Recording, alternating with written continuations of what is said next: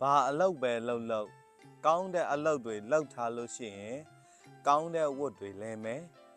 မကောင်းတဲ့အလုပ်တွေလုပ်ထားလို့ရှိရင်မကောင်းတဲ့ဝတ်တွေလဲမယ်အဲ့လိုမျိုးမကောင်းတဲ့အလုပ်တွေလုပ်ထားပြီးတော့ဝတ်လဲလာတဲ့အချိန်မှာပို့ပြီးတော့တိကြတယ်စင်းရဲချမ်းသာလဲခွဲခြားပြီးတော့ဝတ်မလဲတတ်ဘူးဝတ်ဆိုတာလုံးဝတိကျမှန်ကန်တဲ့အရာတစ်ခုဖြစ်တယ်အဲ့လိုမျိုးဝတ်လဲလာပြီးဆိုလို့ရှိရင်ဘယ်နေရာမှလည်းတိမ်းချောင်ထွက်ပြေးလို့မရနိုင်ဘူး